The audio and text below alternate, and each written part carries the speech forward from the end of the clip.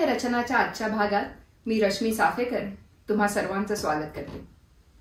मंडळी, दृकश्राव्य रचनाच्या आजच्या भागात पुन्हा आपण भेटणार आहोत एका हटके व्यक्तिमत्वाला. आपल्या आजच्या मैत्रिणीचं नाव आहे डॉक्टर सुजाता महाजन. ती मराठीची प्रोफेसर आहे. आता तुम्हाला प्रश्न पडला असेल की ह्यात हटके असं काय आहे. चला तर मग तिच्याकडनंच ऐकूया की ह्यात हटके काय आहे. सुजाता, दृकश्राव्य रचनामध्ये तुझं मनापासून स्वागत. नमस्कार. मी आत्ताच आपल्या प्रेक्षकांना सांगितलं की तू मराठीची प्रोफेसर आहेस, तर ह्यात वेगळेपण काय आहे ते सांग आणि सुजाता महाजन हिची आम्हाला ओळख करून दे. तर ह्यात वेगळं असं आहे की मी अमेरिकन विद्यार्थ्यांना मराठी शिकवते आणि मी भारतामध्ये मराठी विद्यार्थ्यांना मराठी शिकवलेलं आहे, पण तेव्हा आपण जास्त लिटरेचरकडे लक्ष असतं, म्हणजे साहित्याचे वेगवेगळे प्रकार. इथे आम्ही भाषा शिकवतो आणि भाषा शिकवतो म्हणजे लक्षात येतं की आपण लहानपणापासून जे काही शाळांमध्ये शिकलो ते भाषा शिक्षण नसतं, हे लक्षात येतं. त्यामुळे भाषा शिकवणं हे तसं खूप आव्हानात्मक आहे. तर ते काम मी करते, गेले 12 वर्ष मी करते आहे आणि खूप आनंददायक काम आहे हे. कारण आपल्याच भाषेच्या खूप वेगवेगळ्या लकबी आपल्याला समजतात, त्याची वेगवेगळी वैशिष्ट्य समजतात. त्यामुळे मला खूप आवडतं माझं काम. आणि बाकी मग मी लेखिका आहे, कवयित्री आहे, त्यानंतर अनेक भाषा विज्ञानात थोडंफार काम केलेलं आहे, अनेक पुस्तकांचं संपादन, अनुवाद, असे वेगवेगळ्या गोष्टी मी केलेल्या आहेत. वा, तू आत्ताच सांगितलंस की युनिव्हर्सिटी ऑफ शिकागो मध्ये तू अमराठी भाषिकांना मराठी शिकवतेस, भारतातही शिकवलं आहेस. तर अमराठी भाषिकांना मराठी शिकवणं आणि मराठी भाषिकांना मराठी शिकवणं ह्याच्यामध्ये काही फरक आहे का, आणि तो असला तर कोणता? हा, म्हणजे मी आत्ता म्हटलं तसं की अमराठी भाषकांना मराठी शिकवताना सगळ्यात मोठी अडचण असते ती सांस्कृतिक गोष्टींची. म्हणजे त्यांना आता आपल्याला खलबत्ता, पाटावर वणता, जात्याला टाके घालणं म्हणजे काय ते समजत नाही. आणि आपण निवडलेले जे वेगवेगळे पॅसेजेस असतात त्यांच्यासाठी रिडिंगला वगैरे, त्याच्यामध्ये लक्षात येतं की खूप कल्चरल गोष्टी असतात आणि आपल्याला ते एरवी आपण सहज वाचतो. खरं. पण आता त्यांना शिकवताना ह्या प्रत्येक गोष्टीचं वर्णन, म्हणजे काही वेळा मला ते त्यांचे फोटो दाखवावे लागतात, व्हिडिओ दाखवावे लागतात, मग हे काय ते समजतं. आणि खूप मुळापर्यंत जावं लागतं त्या गोष्टींच्या. ते आपणही विचार केलेला नसतो, त्याला टाके कशासाठी घालायचे, पण त्यावेळेस तो विचार करावा लागतो. म्हणजे आणि मग त्यामुळे प्रत्येक गोष्टीकडे वेगवेगळ्या पद्धतीने पाहता येतं. आता साधी गोष्ट आहे, मराठीमध्ये छोटे छोटे सफिक्सेस आहेत. ट उदाहरणार्थ, तर आपण समजा म्हटलं खारट, तर एक्स्ट्रा साल्टी असा त्याचा अर्थ होतो. बरोबर. आंबट म्हणल्यानंतर तसा होत नाही, तिखट म्हणल्यानंतर तसा होत नाही, खरं. उभट म्हणल्यानंतर लॉंगिश असा अर्थ होतो. तर ह्या टचे वेगवेगळ्या शब्दाबरोबर जोडले जाताना किती वेगवेगळे अर्थ होतात हे सगळं आपल्याला लक्षात घ्यावं लागतं. आणि ते विद्यार्थ्यांना समजावून सांगणं, त्यांना आपल्या भाषेचा एक आवाका देणं, सांस्कृतिक त्याचा परिप्रेक्ष्य समजावून सांगणं, हे काम असतं. त्यामुळे ते खूप इंटरेस्टिंग पण आहे आणि चॅलेंजिंग पण आहे. मला आता असं लक्षात येते, आपण जस्ट गप्पांना सुरुवात केली आहे, पण तू म्हणलीस तसं की या लहान सहान गोष्टी, तू आता टचा उल्लेख केलास आणि मग मी विचार करायला लागले की अरे हा, हे कधी असं लक्षात नाही आलं की हा ट सगळीकडे आहे, पण प्रत्येकाचा जो अर्थ आहे तो एक ट लागला म्हणून सारखा होत नाही. तर मला असं आज नक्की वाटतंय की तुझ्याशी गप्पा मारताना मी पण खूप काही शिकणार आहे आणि आपले प्रेक्षकही नक्की खूप काय काय शिकणार आहेत. मी स्वतः खूप शिकले विद्यार्थ्यांना शिकवता शिकवता. कारण जेव्हा मी शिकवलं की ह्या टचा हा अर्थ आहे, ह्या टचा हा अर्थ आहे, तेव्हा मला पहिल्यांदा मला स्वतःला समजून घ्यावं लागलं ते. कारण आपण भाषेच्या आपला अतिपरिचय असतो, त्यामुळे आपण या गोष्टींकडे लक्षही देत नाही कधी. त्या जेव्हा शिकवायची वेळ येते तेव्हा त्या लक्षात घ्याव्या लागतात. खरंय. आणि म्हणजे मला आणखीन एक गोष्ट लक्षात येते की आपण कितीतरी गोष्टी गृहीत धरलेल्या असतात आणि त्या हे आहे हे असं आहे, त्यामुळे ह्या लहान सहान गोष्टींचा विचार करायला लागला पाहिजे आता. खरंय. आणि आणखी एक मुद्दा गमतीचा असतो, म्हणजे या सगळ्यांना काही वेळा आम्हाला विद्यार्थ्यांना अगदी लिपीपासून सगळं शिकवावं लागतं आणि काही वेळा ते थोडंसं शिकून आलेले असतात आणि मग त्यांना म्हणजे लिपी नाही शिकवावी लागत, पण ध्वनी शिकवणं खूप महत्वाचं असतं. आणि मग ध्वनीमध्ये कसं आहे की क ख ग ग, तर मग त्या ङचा उच्चार कसा करायचा, मग त्यांना हे अक्षरशः हे सगळ्यांना माहिती आहे, म्हणजे मी काही नवीन ज्ञान देत नाही कुठलंही. पण क आणि ख मध्ये काय फरक आहे, तर क आणि ख मध्ये क मध्ये ऍस्पिरेशन मिळवलं की ख येतो. त्यानंतर क आणि ग मध्ये काय फरक आहे, तर क म्हणजे सगळ्यांच्या क ख ग घ ङ हे सगळे कंठातनं उच्चारले जातात. खरंय. मग त्यांच्यात काय फरक आहे, तर क उच्चारताना आपले व्होकल कॉर्ड्स असतात ते एकमेकांपासून लांब असतात आणि ग उच्चारताना ते एकमेकांच्या जवळ येतात. त्यामुळे एअर स्ट्रीम जेव्हा वर जातं, ज्यातनं आपण उच्चार करतो, त्यावेळेस ते थोडेसे थरथरतात आणि त्यामुळे ग चा उच्चार क ग फरक पडतो. तर हे सगळं त्यांना शिकवावं लागतं आणि त्या प्रत्येक 5 वर्गांना आपापला एक नेझल दिलेला आहे आणि त्या नेझलशी संबंधितच त्यांचं उच्चारण असतं. म्हणून गंगा या शब्दातला जो अनुस्वार जो आहे, आपण लिहितो अनुस्वार सगळ्यांना, पण तो गंगा म्हणजे तो ङ असतो. हे त्यांना एकदा सांगितलं की मग त्यांना ते उच्चार करता येतात. त्यानंतर टठ डडण, घंटा म्हणताना तो ण उच्चारला जातो. तर त्या याच्याशी संबंधित असा तो नेझल दिलेला आहे प्रत्येक 5 सिरीजना. हे सगळं त्यांना शिकवलं की मग त्यांचं ते उच्चारण सोपं जातं. विशेषतः टठडणामध्ये खूपच परीक्षा असते, मग त्यांना आपली जीभ वळवावी लागते आणि ती टाळूला स्पर्श करतात जिभे. हे सांगितलं की मग ते तसा प्रयत्न करतात. आम्ही ऍक्च्युली दाखवतो त्यांना जीभ कशी वळवायची आणि कसा टाळूला स्पर्श करायचा. तर असं ते खूप गमती जमती चालू असतात. मग त्यांना आम्ही म्हणतो की तुम्ही चिंता करू नका, आम्ही टेबल उच्चार कसा करतो तसं तुम्ही आमच्या टचा तुम्ही तुमच्या पद्धतीने उच्चार करू शकता. त्यामुळे तुमच्या काही शब्दांचा उच्चार आम्ही बिघडवलाय, आमच्या काही शब्दांचा तुम्ही बिघडवला, अशासारखं ते असतं.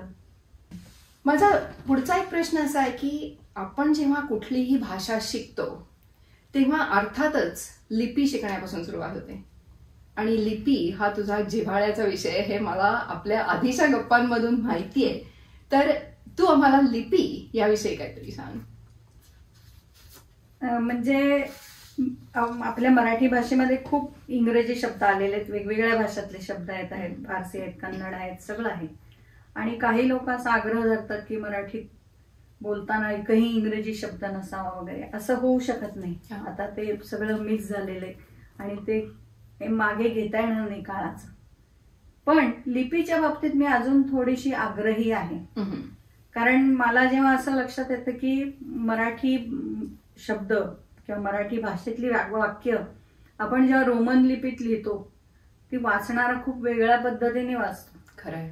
आणि भलतंच काहीतरी त्यातनं येतं. मागे मी एक उदाहरण सगळ्यांना सांगितलं होतं की जेव्हा माझा मुलगा म्हणला मला शिकागोला ऍडमिशन मिळाली आणि त्यांनी मेसेज टाकला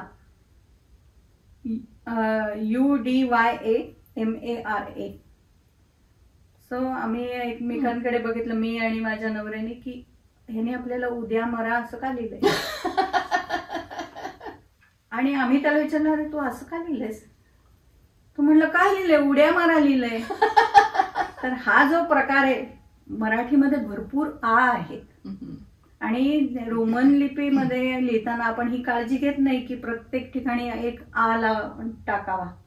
एवढे पण टाकणार, कारण वाचणाऱ्याला वाचता येते, पण त्याच्यामुळे असे गोंधळ होऊ शकतात. त्यानंतर ड ट ठ हे जे काही आपले आहेत हे इंग्लिशमध्ये लिहिताना त्याला जोडीला एच टाका, हे एवढी काळजी कोणी घेत नाही. बरोबर. तसंही मुळात आपण रोमन लिपी का लिहितो? रोमन लिपीत तर आपल्याला सगळं घाईत लिहायचं असतं, नाही तर मग एवढी मेहनत घ्यायची असती DH लिहिण्याची, 2 आ काढण्याची, तर मग आपण मराठीच टाईप केलं असतं. खरं. तर हे असं आहे आणि म्हणून आपण आपल्या लिपीची काळजी घेत नाही आणि वाटेल तसं लिहित राहतो. त्यांनी काही वेळा गैरसमज होतात. मी स्वतः असे अनुभव घेतले की मी खूप वेगळंच वाचलं आणि प्रत्यक्षात त्या व्यक्तीने खूप वेगळं लिहिलं होतं. असे अनुभव अनेकदा आले. पण मला असं सगळ्यांना खूप कळकळून सांगावंसं वाटतं की आपली लिपी सोडू नका, त्यात कष्ट आहेत. एवढं आपल्याला काय लिहायचं असतं की जे तातडीने लिहावं लागतं. सगळे जे काय आहे ते असे नुसते रिमार्क्स असतात कशावर तरी. खूप छान, हे लिहायचे तर लिहा ना मराठीत, नाही तर लिहू नका, काय बिघडलं. बरोबर. काही गरज नाहीये कोणाला रिमार्कची. जर लिहायचं असेल तर देवनागरीत लिहा, प्रयत्न करा आणि त्याच्यासाठी थोडे कष्ट घ्यायला काही हरकत नाही. ज्ञानेश्वर म्हणतात की आपली आई कुब्जा असली तरी सुद्धा ती आपली आई असते ना. तर ही लिपी जी आहे ही आपल्याला आपल्या भाषेसाठी दिलेली.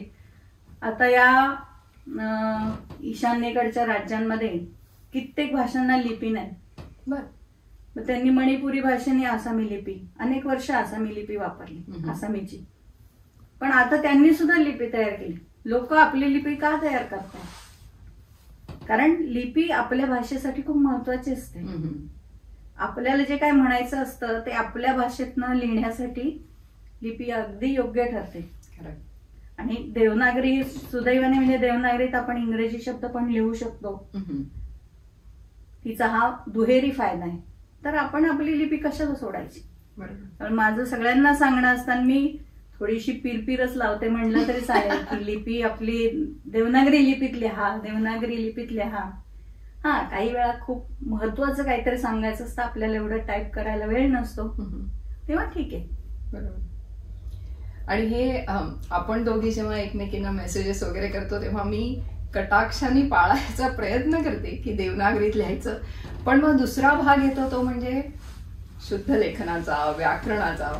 आणि मंडळी, मी तुम्हा सगळ्यांना सांगू इच्छिते की जेव्हापासनं माझी सुजाताशी मैत्री झाली ना तेव्हापासनं मी खूप अशी लक्ष देऊन जे काही स्पेशली तिला जर मेसेजेस पाठवायचे असतील तर मी प्रत्येक अरे हाय असं दीर्घ आहे का ऱ्हस्व आहे ते बघायचा प्रयत्न करते.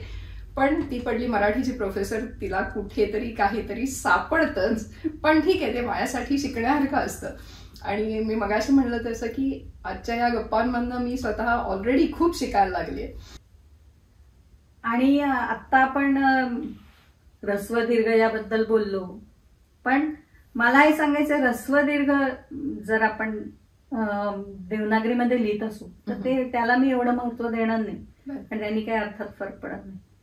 पुष्कळदा प्रॉब्लेम काय असतो की आपण आपल्या वाक्याची सुरुवात कशाने केली हेच माणसं विसरून जातात आणि त्याचा शेवट भलतीकडेच जातो. म्हणजे जर आपण नेनी सुरुवात केली असेल वाक्याची, रामने आंबा खाल्ला असं आपल्याला म्हणायचं असेल तर आंबा बरोबर जाणार आहे आपलं क्रियापद, ते राम बरोबर जाणार नाही, हे लक्षात ठेवावं लागतं. तर हे मोठं वाक्य आलं ना की लोक विसरून जातात की आपण कशाने वाक्याची सुरुवात केली ते. त्याबद्दल मी थोडीशी आग्रही असते. आग्रही म्हणजे मी प्रयत्न करते की अरे वाक्याची सुरुवात बघा मग शेवटाकडे जा. तेवढं मी दुरुस्त्या करते जास्त करून. बाकी ऱ्हस्व दीर्घाचं मला एवढं काही नसतं. म्हणजे मी स्वतः पाळते पण मी दुसऱ्यांना आग्रही नसते त्याबद्दल. आता आपण वळूया तुझ्या साहित्याकडे. तू मगाशी बोलताना ओळख करून देताना म्हणलीस की तू लेखिका आहेस, कवयित्री आहेस. तर तुला या तुझ्या लिखाणाचं बाळकडू जे आहे ते घरूनच मिळालं आहे का? आणि दोन प्रश्न आहेत माझे आणखीन, की तू लहानाची मोठी होत असताना तुझ्या आजूबाजूचं वातावरण कसं होतं, किंवा तुझ्या लेखनासाठी तुझ्या ज्या प्रेरणा होत्या त्या कोण होत्या, कुठून मिळाल्या, ह्याच्याविषयी आम्हाला ऐकायला नक्की आवडेल. मला लेखनाचं बाळकडू मिळालं घरातनच. कारण माझे वडील प्राध्यापक उत्तम शिरवळकर ते लेखक होते. जास्त करून ते विनोदी कथा लिहायचे. नेहमी त्यांच्या कथा मोहिनी या आंतरकरांच्या मासिकात किंवा जत्रा, ते त्यावेळेस फेमस होतं, तर त्यांच्यामध्ये प्रसिद्ध व्हायच्या. त्यांनी काही अतिशय गंभीर कादंबऱ्या पण लिहिल्या 3-4. त्यानंतर हरदासी कथा म्हणून कीर्तनातल्या गोष्टींवर आधारित त्यांनी पुस्तकं लिहिली. असं त्यांचं बरंच लेखन आहे. त्यानंतर माझे काका सुहास शिरवळकर, त्यांचं नाव तर सगळ्यांना माहिती, म्हणजे ते खूपच प्रसिद्ध लेखक होते आणि त्यांच्या पुस्तकांवर चित्रपट वगैरे निघाला, तो दुनियादारी तुम्ही पाहिला असेल. त्यामुळे हे दोघं जण आमच्या घरात होते. माझी आई पण लेखन करत होती. ती अतिशय सुंदर कथा लिहायची. तिने खूप लिहिलं नाही पण ती खूप सुंदर लिहायची आणि त्यामुळे घरामध्ये हे वातावरण होतं. आणि आमच्या घरामध्ये माझे वडील अहमदनगरमध्ये प्राध्यापक होते आणि बाहेर बऱ्याच लेखकांशी त्यांचा संपर्क होता. त्यामुळे मला आठवते मी लहान असताना आमच्याकडे डॉक्टर सगम मालशे आले होते, बाबू बोरकर आले होते. त्याच्यानंतर बाबू बोरकरांनी त्या काळामध्ये आम्हाला कविता मी वाचून दाखवल्या, त्याबद्दल सगळ्यांना झापलं होतं की तुम्हाला तुमच्या कविता पाठ नाहीत का म्हणून. बर आम्ही लहान होतो तर. आणि खूप लोक येऊन गेले, श्रीकांत मोघे आले होते आमच्याकडे एकदा. तर असे त्यामुळे लेखक वगैरेंशी संपर्क, लक्ष्मीकांत तांबोळी, उत्तम कोळगावकर हा अनेक लेखक त्यावेळेस आमच्या घरी आलेले किंवा बाबांबरोबर मी त्यांना भेटलेली मला आठवते. विद्याधर पुंडलिक, हमू मराठे असे. तर एक वातावरण होतच आणि त्यामुळे मी तर खूप लहानपणापासून लिहिते आणि माझं लेखन मी 12वीत असताना प्रकाशित व्हायला लागलं. अरे वा. म्हणजे फर्स्ट इयरला असताना माझं पहिलं पुस्तक आलं, त्याला राज्य शासनाचा पुरस्कार मिळाला कवितांचं. त्याच्यानंतर दुसरं लगेच पुढच्या वर्षी कवितांचं पुस्तक आलं. त्यानंतर त्या काळामध्ये मी अनेक चांगल्या मासिकांमधनं कथा कविता लिहित होते. तर मला नगरबद्दल एक सांगावंसं वाटतं. मी अहमदनगरला होते की फार चांगलं वातावरण होतं, म्हणजे साहित्याला पोषक असं वातावरण तिथं होतं. खूप कवी कवयित्री होते, ते एकत्र यायचे. कोणीही नवीन कविता लिहिली की लगेच कुठेतरी बसून सगळेजण त्या कवितेचं वाचन करायचे, त्यावर चर्चा चालायची, साहित्य चर्चा चालायची की कुठली नवीन कादंबरी आली आहे, त्याच्यात काय आहे, याच्यात काय आहे, त्याच्याविषयी सगळे म्हणजे समीक्षा आपोआप तिथं व्हायची. आणि साधारणपणे 200 पानं रोज वाचण्याचा आमचा प्रघातच होता. त्यामुळे भरपूर वाचन, भरपूर साहित्य चर्चा. आणि एक छोटं म्हणजे शहर अहमदनगर मोठं आहे पण पुण्याच्या तुलनेने छोटं आहे, त्यामुळे सगळे एकमेकांना ओळखत असतात. आणि मग ज्या गावामध्ये आपल्याला ए बंड्या म्हणून लोक ओळखतात ते आपलं गाव असतं असं म्हणतात. त्यामुळे इथं सगळेजण ज्यांनी मला लहानपणापासून पाहिलेलं होतं, त्यामुळे असं सगळ्या लोकांना माझं मी काय काय लिहिते ते माहिती होतं, त्याचं कौतुक होत होतं आणि ते इतकं पोषक ठरलं. मी भरपूर लिहिलं त्या काळात. जेव्हा मी पुण्याला गेले तेव्हा मला हा सगळा हे जाणवला की पुणे हे असं शहर आहे की जिथं लोक फक्त असं आपापल्या पुरतं असतात आणि मग कुठल्या तरी संमेलनात एकत्र भेटतात किंवा असं ते छोट्या गावातलं जे एकमेकांना धरून एकत्र वाढण्याचं वातावरण असतं ते तिथं सापडत नाही. त्यामुळे असं जाणवलं मला. मग त्यामुळे मी नगरच्या त्या वातावरणामध्ये वाढत असताना मी भरपूर चांगलं लेखन केलं. पुण्यामध्ये वेगळं वातावरण होतं. पुण्यामध्ये जास्त चळवळी, वेगवेगळ्या साहित्यिकांशी संपर्क, अशा प्रकारचं वातावरण होतं. तर सुजाता, आपण आता थोडंसं तुझ्या साहित्याविषयी बोलायला सुरुवात केली आहे. तुझी जी पुस्तकं प्रकाशित झाली त्याच्याविषयी आम्हाला सांग ना थोडंसं. हा, तर माझं पहिलं पुस्तक कविता संग्रह होता आणि दुसरा पण कविता संग्रह होता. ते पाठोपाठच 84-85 मध्ये प्रकाशित झाले. त्याच्यानंतर मी बाल कादंबरी लिहिली. ती काहीतरी 2005च्या सुमारास प्रकाशित झाली. त्यानंतर मी एक यशवंतराव चव्हाण मुक्त प्रतिष्ठान जे आहे त्यांच्यासाठी एक अभ्यासक्रमातलं पुस्तक लिहिलं, बालसाहित्य. त्या पुस्तकाला खूप प्रसिद्धी मिळाली, म्हणजे त्यांच्या लाखाच्याच प्रती असतात यशवंतराव चव्हाणच्या. आणि ते खूप आवडलं लोकांना. म्हणजे पण ते बाहेर लोकांसाठी नाहीये, ते फक्त त्यांच्या संचामध्ये असलेलं पुस्तक आहे. त्यामुळे ते पुस्तक काही लोकांपर्यंत बाकीच्या पोचलं नाही. आणि ते बालसाहित्य स्वरूप आणि वाटचाल नावाचं पुस्तक आहे. त्याच्यानंतर मी एक माझा एक कथासंग्रह प्रकाशित झाला 2009 साली, इथेच याच क्षणात म्हणून. तर त्या पुस्तकाचं वेगळेपण असं आहे की त्याच्यात पहिल्यांदाच हे जे व्यसनमुक्ती केंद्र असतात त्यातले अनुभव लिहिलेले. अरे वा. आणि खूप लोक मला विचारतात की हे अनुभव कसे काय लिहिले. मी सगळं फॅक्च्युअल लिहिते. अर्थात थोडं कल्पिताचं मिश्रण असतं त्यात, पण मूळ जे असतं ते सत्य किंवा वास्तव असतं. तर हे सगळे मी पाहिलेले अनुभव आहेत आणि त्याच्यामध्ये माझं चिंतन मिसळलेलं असतं जे मी लिहिते त्याच्यामध्ये. तर ते पुस्तक, त्या कथासंग्रहामध्ये त्या 4 कथा ज्या आहेत त्याला एक कथा चतुष्टय म्हणले. त्या खास त्या व्यसनमुक्तीवरच्या कथा आहेत. आणि त्याच्यानंतर मी एक महाकवी कुवेंपू म्हणून आहेत, कर्नाटकचे प्रसिद्ध कवी. म्हणजे कर्नाटकातल्या प्रत्येक गावामध्ये एक तरी रस्ता त्यांच्या नावाचा असतो. अरे. किंवा हॉस्पिटल असतात, शाळा असतात, अतिशय प्रसिद्ध. पण आपल्याला काय माहिती, म्हणजे बाकीच्या लोकांना त्यांच्याविषयी माहिती नसते. तर त्यांनी महाकवी कुवेंपू प्रतिष्ठाननी त्यांचं एक चरित्र लिहिलं छोटंसं, आणि ते चरित्र सगळ्या भारतीय भाषांमध्ये काढलं. तर त्यातला मराठीचा भाग त्यांनी माझ्यावर सोपवला होता आणि त्या निमित्ताने त्यांच्या साहित्याचा ह्याचा परिचय मला झाला आणि तो अनुवाद मी केला होता. आणि त्याच्यानंतर माझा कविता संग्रह हा स्वतःतल्या परस्त्रीच्या शोधात हा प्रकाशित झाला कॉन्टिनेंटल कडनं.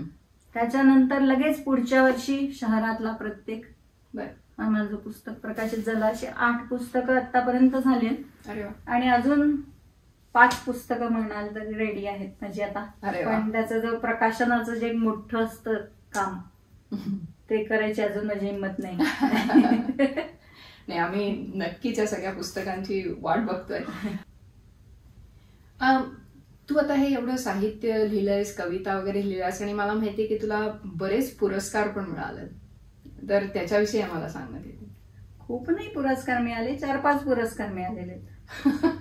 म्हणजे एक राज्य शासनाचा मिळालाय, साहित्य परिषदेचा पुरस्कार मिळालाय, त्यानंतर एक साहित्यप्रेमी भगिनी मंडळ, आवानोल मंडळ, असे काही काही पुरस्कार मिळाले.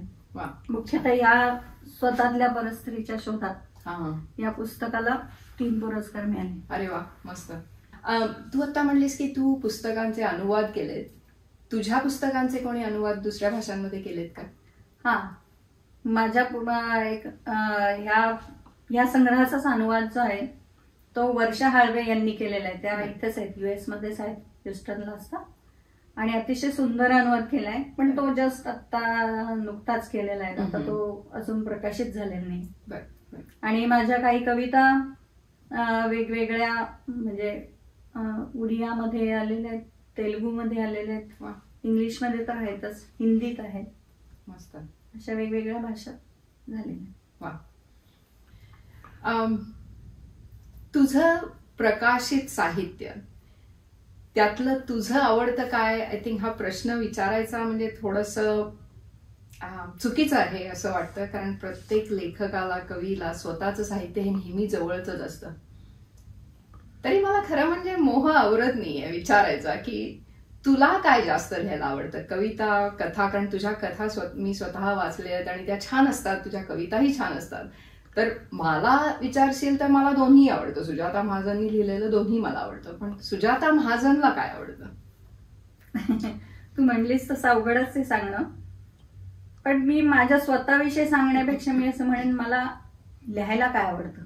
चालेल. तर मला कादंबरी लिहायला जास्त आवडते. बर. कथा आणि कविता या दोन्हीपेक्षाही. आणि कादंबरी मी 3-4-5 कादंबरी लिहिल्या आहेत, पण त्यातली एकही अजून पुस्तक रूपात आली नाही. आणि त्यामागे म्हणजे माझीच कारण आहेत काही. पण एक कादंबरी दिवाळी अंकात झाली होती मागे प्रकाशित. तर मला कादंबरी लिहायला आवडतं कारण त्याच्यात एक मोठं जग असतं. अरे वा. आणि त्या जगामध्ये आपण हरवून जातो.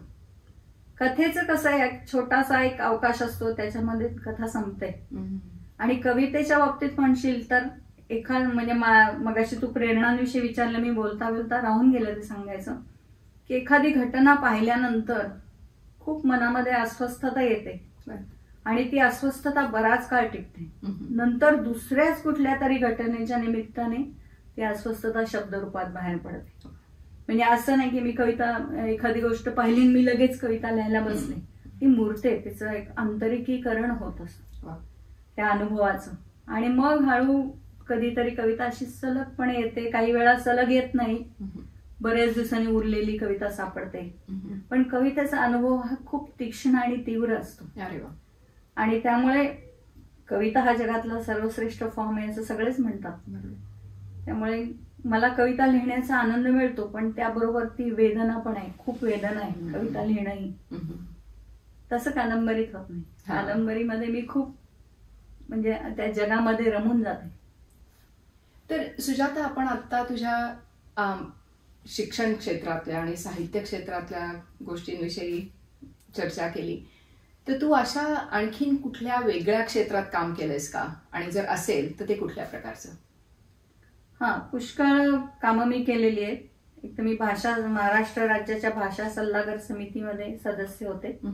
त्यामुळे तिथं भाषेबद्दल खूप चिंतन आम्ही केलेलं आहे की अर्थात भाषा माध्यम म्हणून, म्हणजे ते चिंतन वेगळ्या स्वरूपाचं असतं की माध्यम म्हणून वापरताना त्याच्यात कोणत्या व्यावहारिक अडचणी असतात किंवा काय असतं, विद्यार्थ्यांच्या दृष्टिकोनातनं शिक्षकांच्या दृष्टिकोनातनं आम्ही विचार करतो.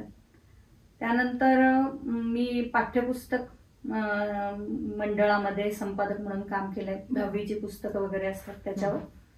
आणि त्या काळामध्ये मी खूप चांगलं साहित्य पाठ्यपुस्तक मंडळामध्ये आणण्याचा प्रयत्न केलेला आहे.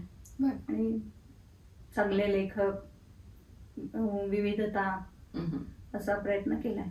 त्याच्यानंतर मी विश्वकोशामध्ये भाषा विज्ञानाच्या वरच्या नोंदी काही लिहिलेल्या आहेत. आणि विश्वकोशाचं जे भाषा विज्ञानाचं संपादक मंडळ आहे त्याच्यावर मी अजूनही काम करते. आणखीन महत्वाचं म्हणजे मी कोशाचं काम मध्ये मला अतिशय रस आहे. आणि तर मी एका कोशाचं काम मी केलेलं आहे. मराठी, तो इंग्रजी मराठी असा कोश होता. तर तो CIL तर्फे होणार आहे, म्हणजे प्रकाशित अजून. ओरिएंट लॉंगमन आणि CIIL म्हणजे म्हैसूरची Central Institute of Indian Languages. आणि त्या व्यतिरिक्त मला स्वतःला एका मोठ्या कोशाचं काम करायचं आहे आता.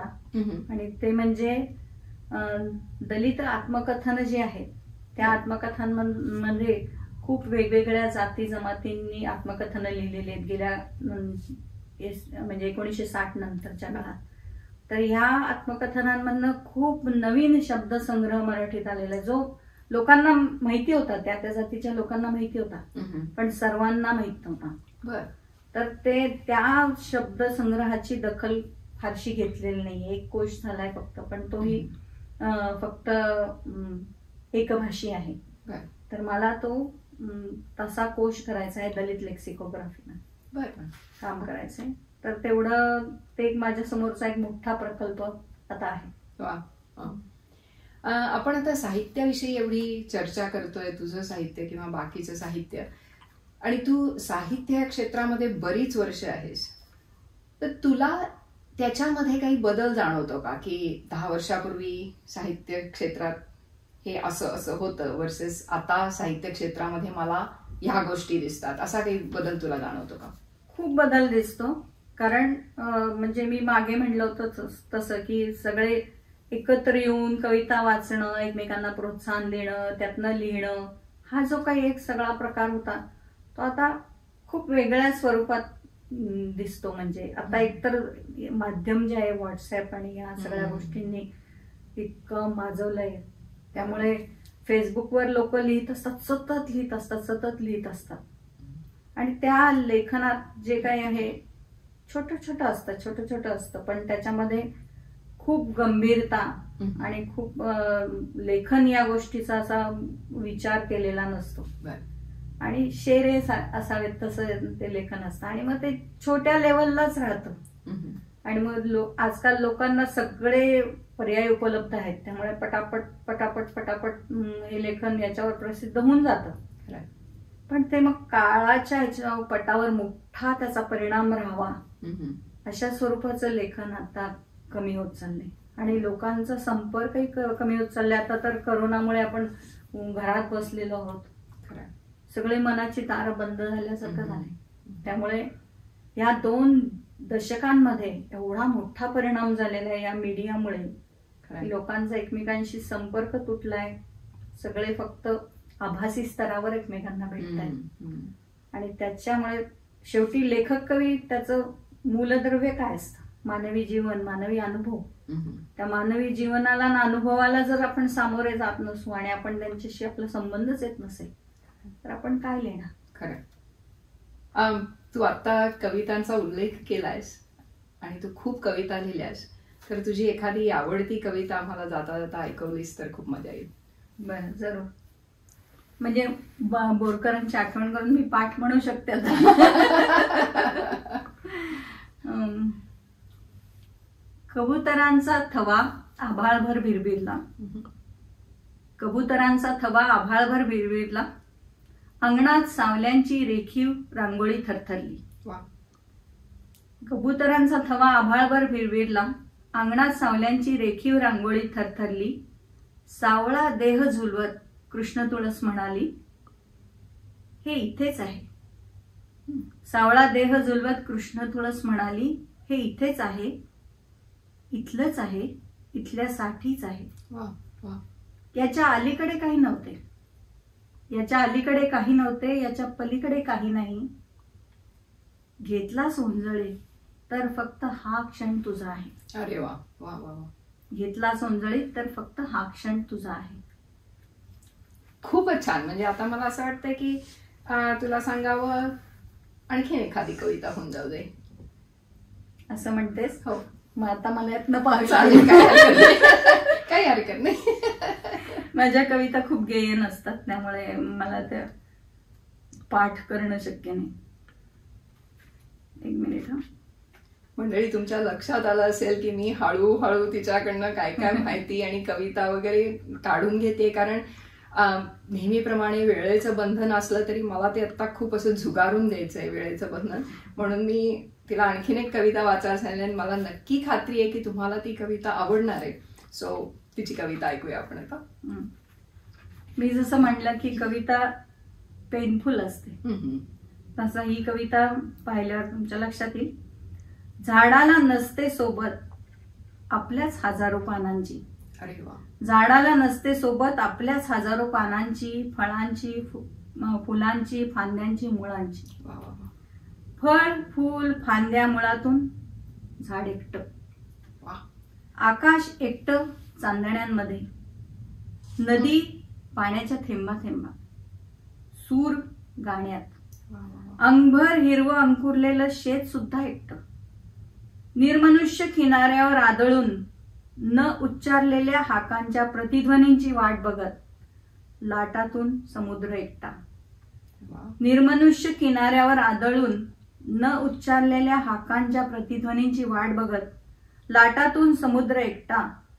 पहाट, सकाळ, दुपार, संध्याकाळ, रात्र, उत्तर रात्रींमध्ये प्रत्येक क्षण एकटा.